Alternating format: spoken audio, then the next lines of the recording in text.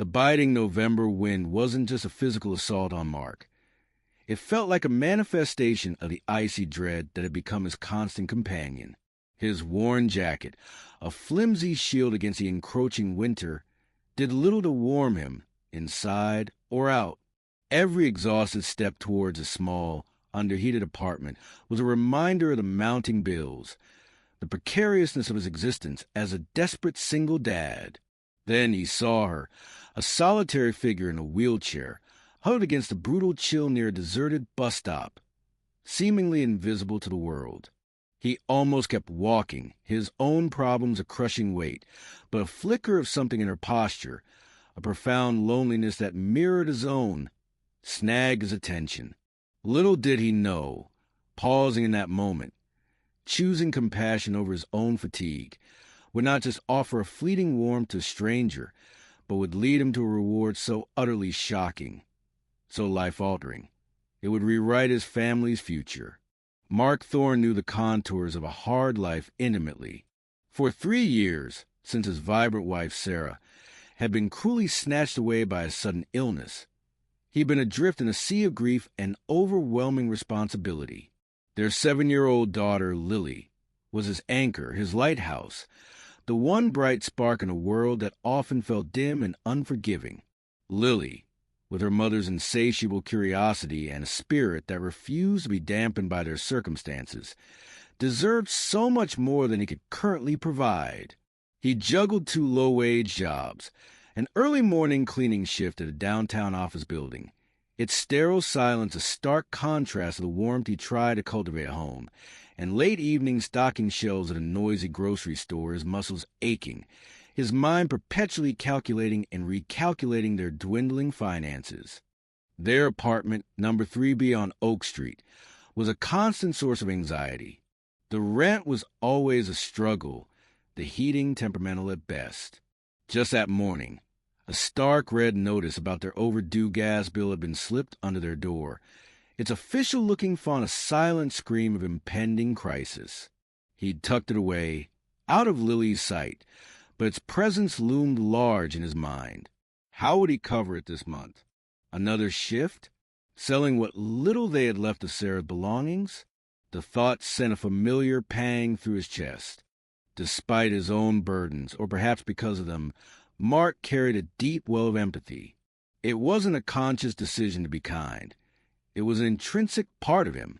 On his way home, even as his stomach rumbled with a hunger he'd ignore until he could share a meager meal with Lily, he'd stop to right an overturned trash, conspilling its contents onto the sidewalk, his movements weary but automatic. He'd gently nudge a lost-looking kitten away from the busy road just moments before. These were small, unseen acts, ripples of quiet decency in a world that often felt harsh. Lily, his precious Lily, was a bookworm. Sarah had been a part-time librarian, and their home had once been a sanctuary of stories. Now most of those beloved books were gone, sold off one by one to keep them afloat. Mark's heart ached when he saw Lily gazing wistfully at the colorful displays in bookstore windows they hurried past. He tried to fill the void with invented tales, spinning adventures in their cramped living room, his voice the only magic he could consistently offer. He saw her drawing pictures of fantastical libraries, of shelves overflowing with books she'd only dreamed of holding. He yearned to give her that, and so much more. The weight of his perceived failure as a provider was a heavy cloak he wore daily. He was tired, bone-tired, and profound loneliness often settled over him in the quiet hours after Lily was asleep. This particular Tuesday evening was unusually bitter. The wind howled down Elm Street with vengeance, carrying flurries of early snow that stung his face. He'd taken a slightly longer route home, hoping to clear his head, but the sight of the overdue bill notice kept replaying in his mind.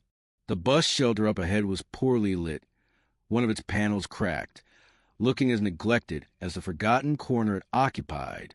And then he saw her. Eleanor. He didn't know her name then, of course.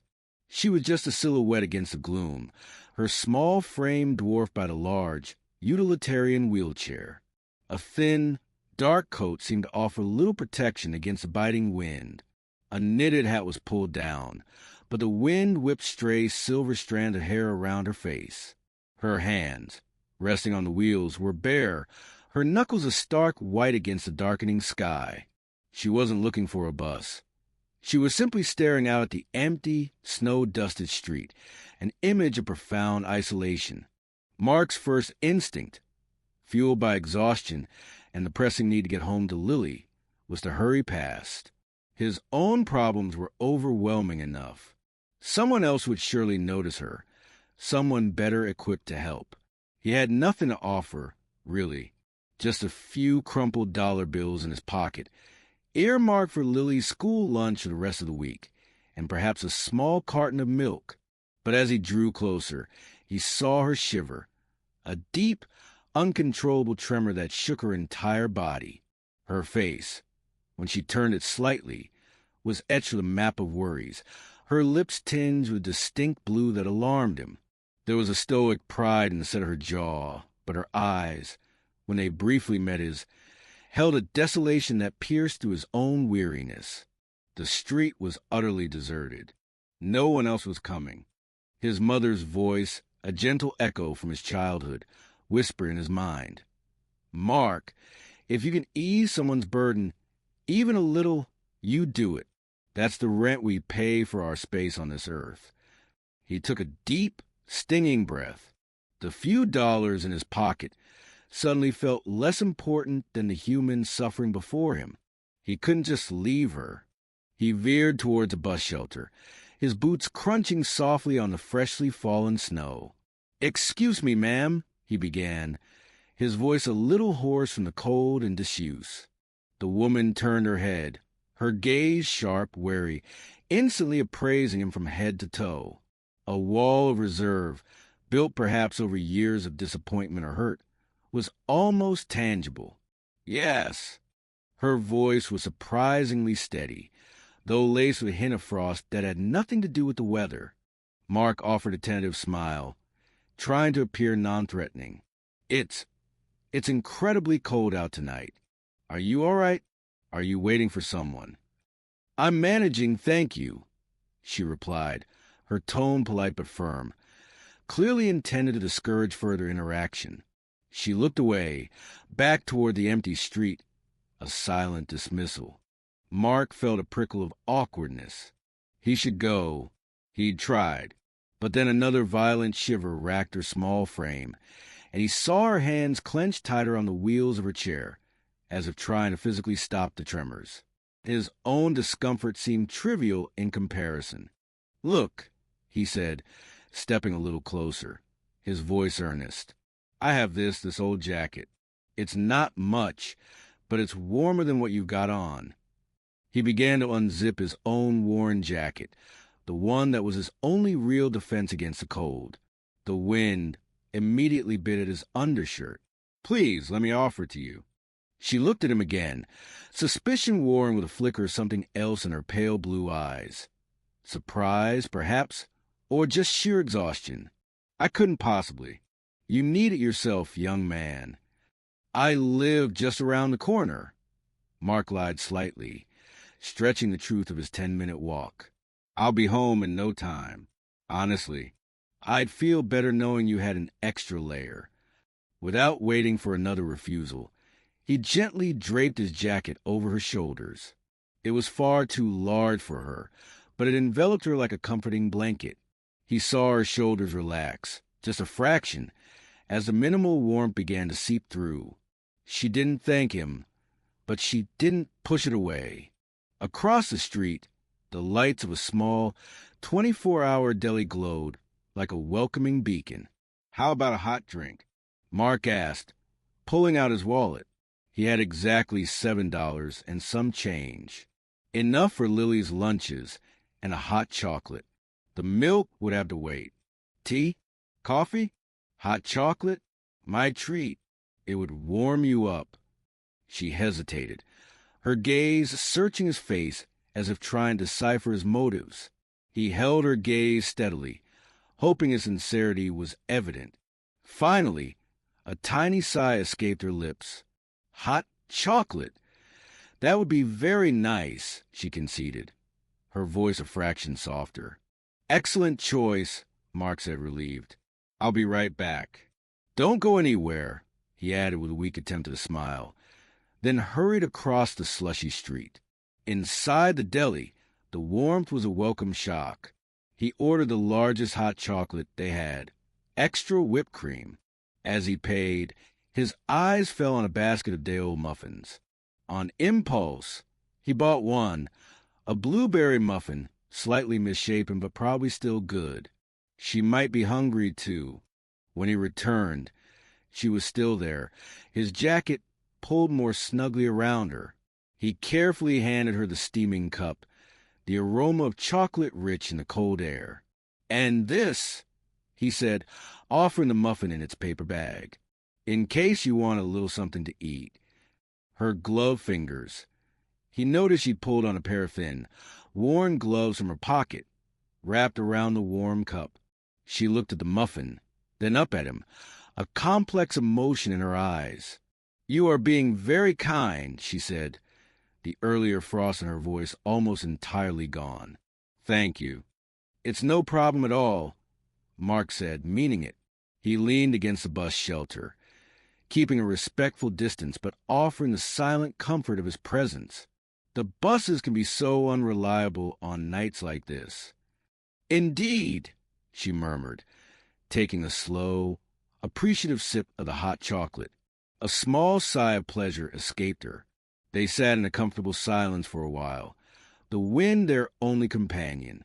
Mark didn't pry or ask personal questions. He just offered quiet companionship, occasionally remarking on the falling snow or a car passing by. He learned her name was Eleanor. Nearly an hour passed. Mark was starting to feel the cold acutely himself, but he couldn't bring himself to leave her alone. Finally, a specialized paratransit van, different from a regular city bus, rumbled to a stop. The driver, looking harried and apologetic, quickly helped Eleanor and her chair into the vehicle. Before the doors closed, Eleanor looked directly at Mark. "Thank you, young man," she said, her voice carrying a newfound warmth. "For the jacket, the chocolate, and for staying. It meant a great deal." "You're very welcome, Eleanor," Mark replied, a surprising lightness blooming in his chest. "Get home safe and warm." As the van drove off, Mark shivered, the wind now seeming to pierce right through his thin shirt. He retrieved his jacket from her doorstep the next morning. She left it neatly folded with a small, crisp $5 bill tucked into the pocket for the hot chocolate, he presumed, and a handwritten note on elegant cream paper that simply read, "With sincere gratitude, E." He used the $5 for Lily's milk and a small treat for her. He thought that would be the end of it, a fleeting encounter, a small act of kindness in the vastness of the city. But then, 2 nights later, on Thursday, as he was walking home from his late shift, his thoughts heavy with the still unpaid gas bill, he saw her again. Same bus stop, same wheelchair, same solitary figure braving the deepening cold. The paratransit van was clearly not a reliable service for her. A wave of concern mixed with a quiet sense of responsibility washed over Mark. He couldn't just ignore this. He'd made Lily her favorite tomato soup for dinner, thick and hearty. He'd saved a portion in a thermos, thinking he might need something warm himself. Now he knew who it was for. "Eleanor," he called out gently as he approached. "It's Mark from the other night." She looked up, and this time there was no suspicion in her eyes, only a clear flicker of recognition, perhaps even a hint of relief. "Oh, Mark. Hello. I thought you might like some soup," he said, unscrewing the thermos. The rich aroma drifted on the cold air. "It's my daughter Lily's favorite recipe. She says I make it almost as good as her grandma did." He poured some into the cup lid. "Most people probably have warmer jackets." Mark joked lightly, trying to deflect the compliment. "Besides, Lily would be very disappointed if her famous soup went unappreciated. He stayed with her again, and this time, conversation flowed more easily. He told her about Lily's excitement for the upcoming school holiday concert, where she was hoping to sing a solo. He spoke, hesitantly at first, about Sarah, about her love for gardening and old movies, the ache of her absence still a raw wound. He didn't detail his financial woes, but he spoke of the challenges of single parenthood, the constant juggling act. Eleanor listened intently, her gaze thoughtful. She, in turn, shared a little more about herself. She mentioned a son, a successful businessman who lived on the West Coast, and grandchildren she knew mostly through photographs and brief, infrequent video calls. A profound loneliness emanated from her, a quiet sorrow of feeling disconnected, perhaps even forgotten. She spoke of her late husband, Arthur, with a deep affection that resonated with Mark's own memories of Sarah.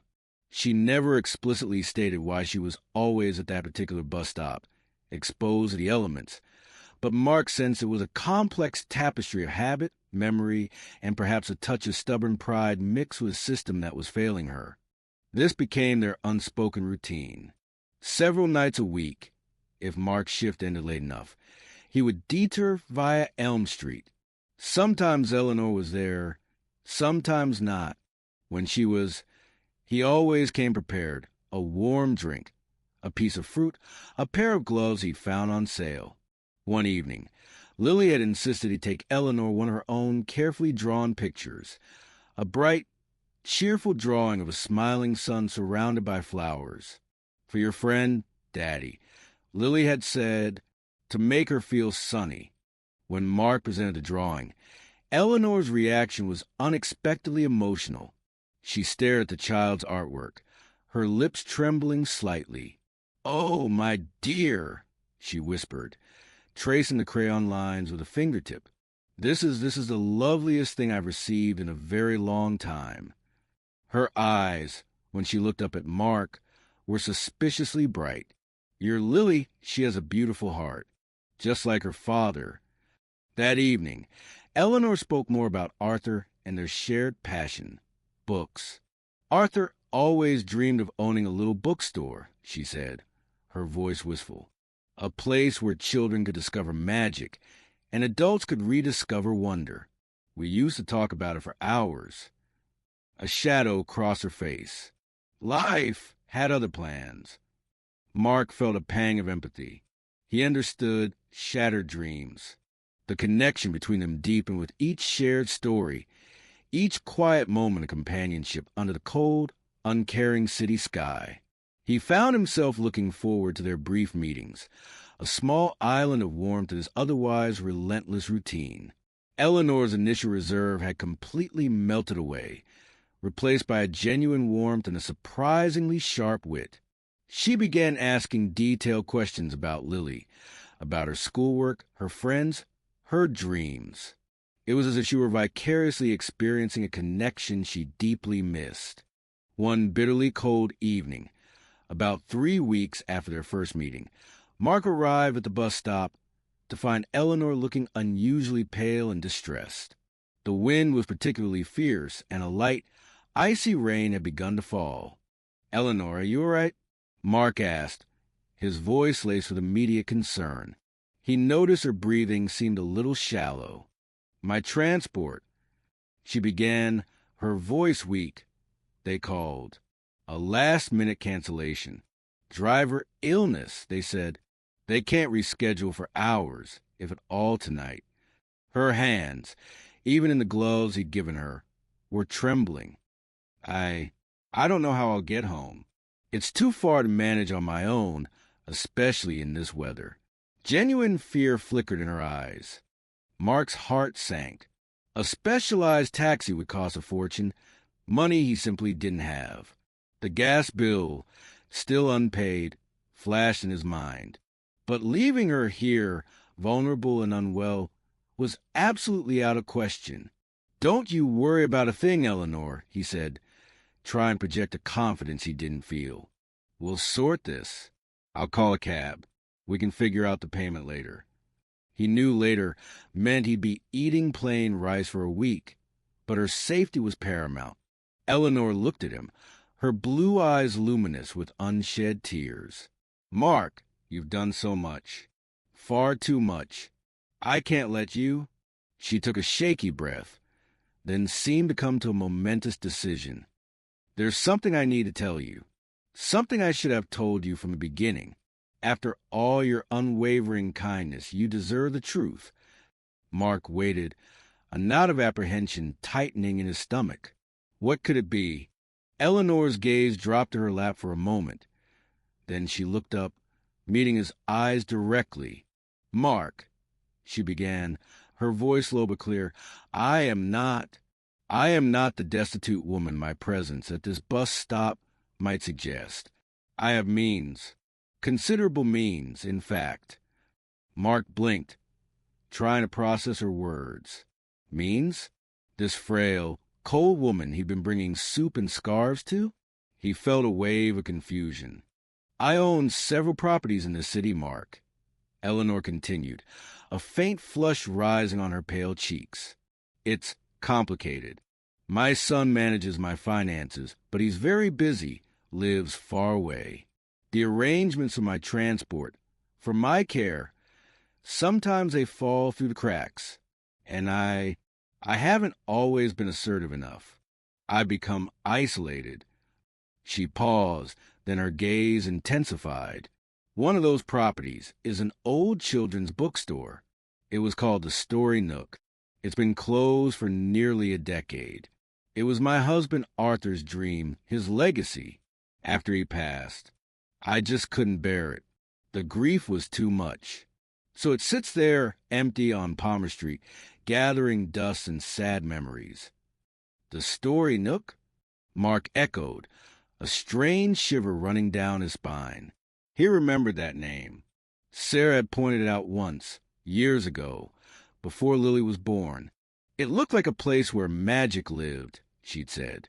Eleanor nodded, a wistful smile playing on her lips.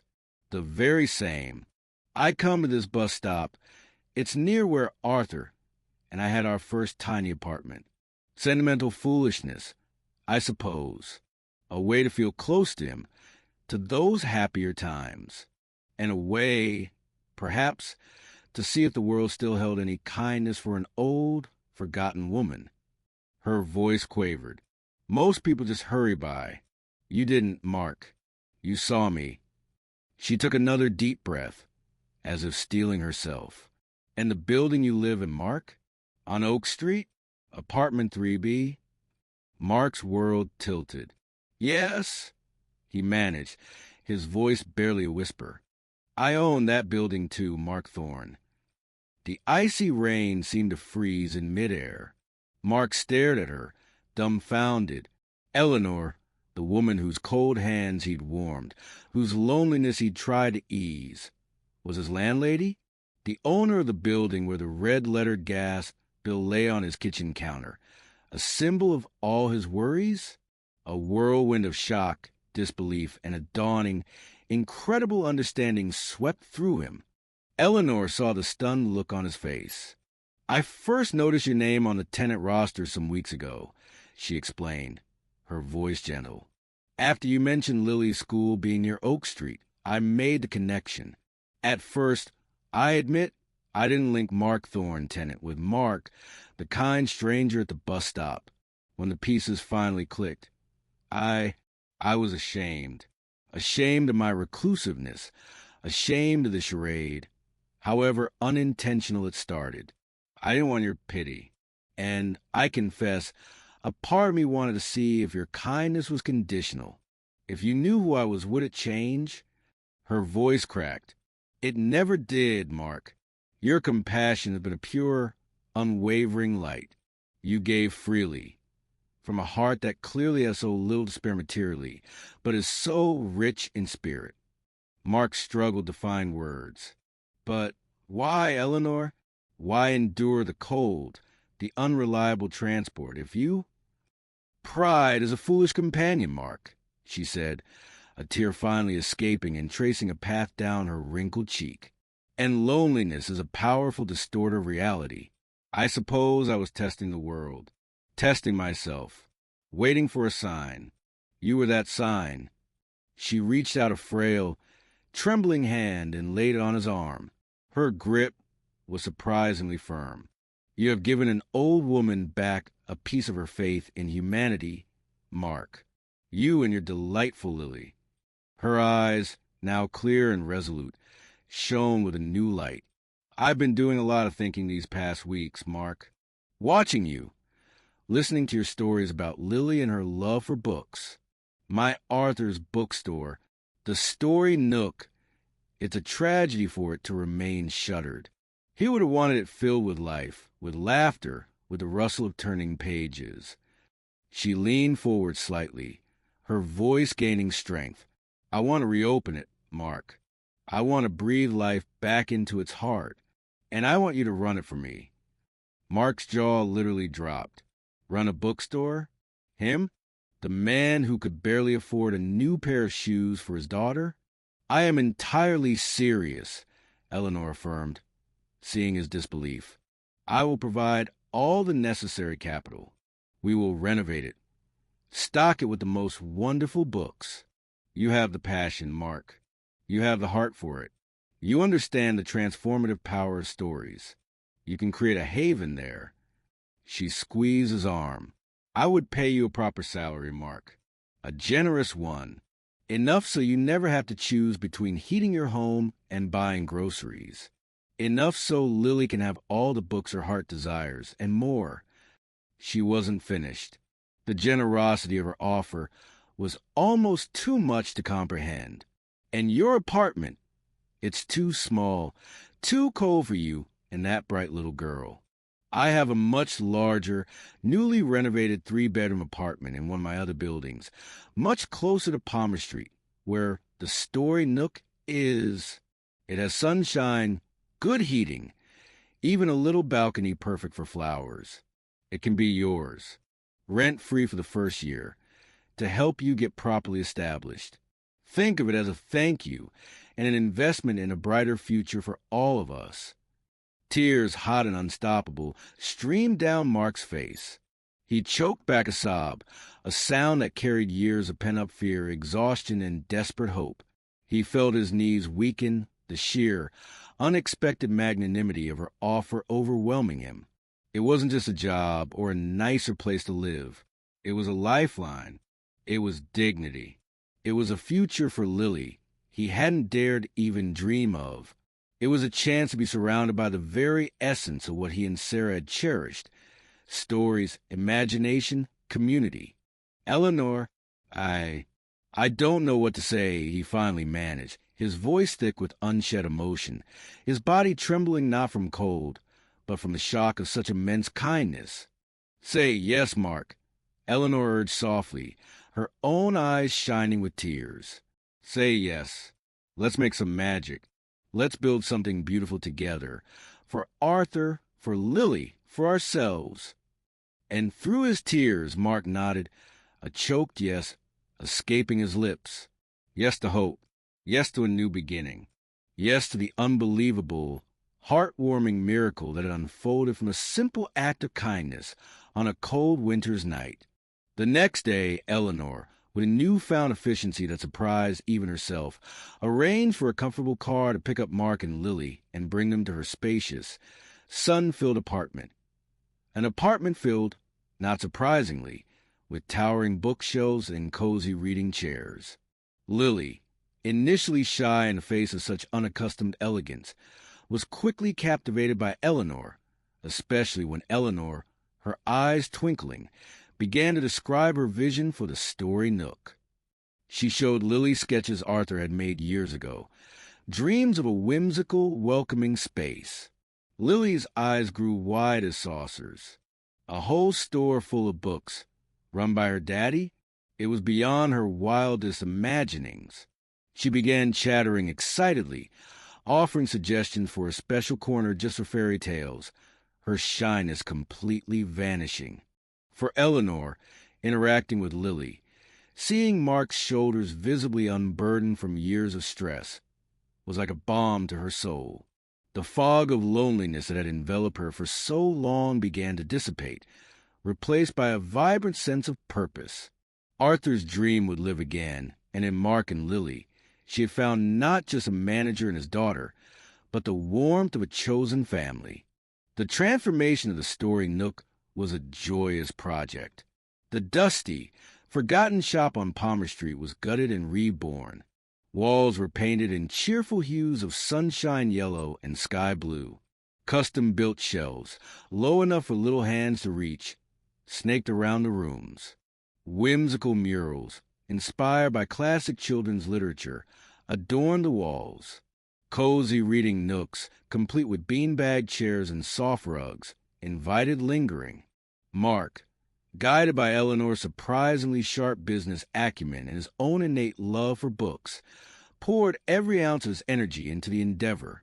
He curated the collection with care, selecting a rich tapestry of stories, timeless classics, exciting new adventures, picture books that sang with color, and thought-provoking novels for young adults. He was no longer just Mark Thorne, struggling single dad. He was Mark Thorne, proprietor of a place of wonder. Lily was his most dedicated and enthusiastic helper. She appointed herself chief stuffed animal arranger and official picture book advisor. Her serious consultations with Mark about the merits of a particular dragon story or a new illustrated alphabet book filling the shop with laughter.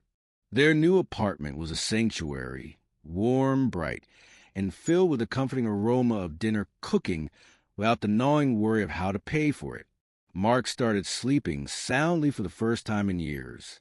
The grand opening of the Story Nook was more than just a business launch. It was a community celebration. The little shop overflowed with families, eager children, old acquaintances of Eleanor who were visibly moved to see her so radiant, and curious neighbors drawn in by the palpable joy emanating from within.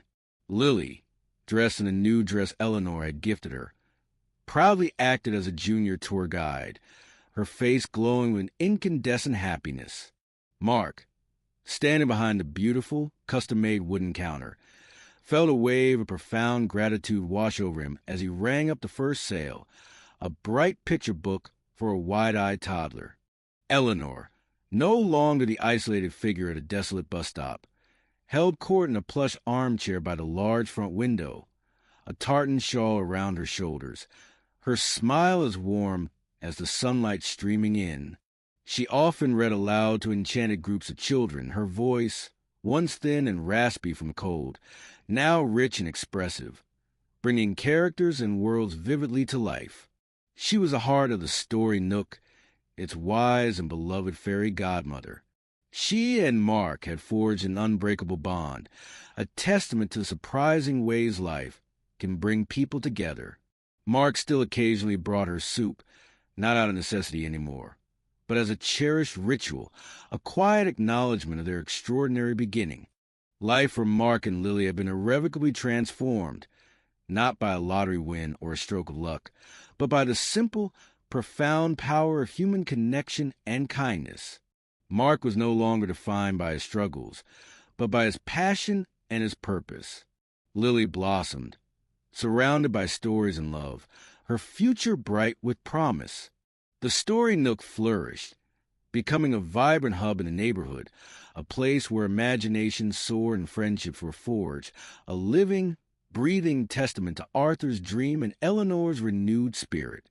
It had all started with one man's decision to stop, to see, to offer a moment of warmth on a freezing night. Mark had expected nothing, had simply acted from a place of deep empathy. In doing so, he had not only eased a stranger's discomfort, but had also unknowingly unlocked a future filled with joy, security, and purpose, proving that the most astonishing rewards often spring from the purest acts of kindness, illuminating the hidden goodness that connects us all and reminding everyone who heard their story that even in the deepest chill, the warmth of a compassionate heart can melt away despair and cultivate the most beautiful, unexpected new beginnings.